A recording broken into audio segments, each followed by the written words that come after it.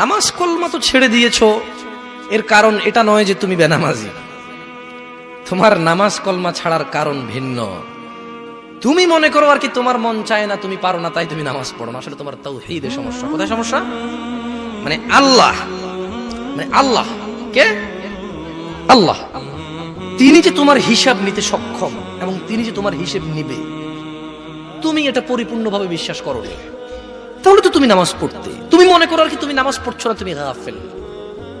এই জন্য তোমাকে বলেছি আল্লাহকে ভয় করতে হবে। ফর এক্সাম্পল, আল্লাহ নামাজ ফরজ করেছে। কে নামাজ ফরজ করেছে?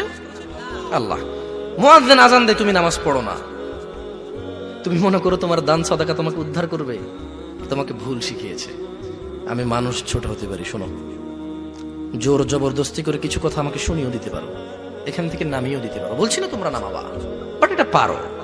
তবে মনে রাখবে, কথা যেটা বলে সেটা উল্টাতে পারবে না। কেন পারবে না জানো? কারণ এই কথা উল্টানোর জন্য তোমাকে কথা থাকতে হবে। মনে রাখবে, তোমার দান সাদাকা হিসেবই হবে না।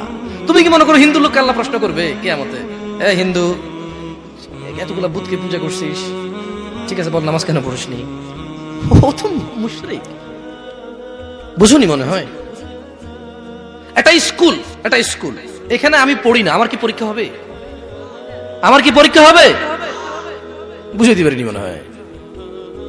তো যে মুশরিক, তার নামাজ রোজা হজ যাকাতের হিসাব কিসের হিসাব? সে তো অলরেডি এমন অপরাধী যা ক্ষমাযোগ্য নয়, যা কি নয়, ক্ষমাযোগ্য নয়।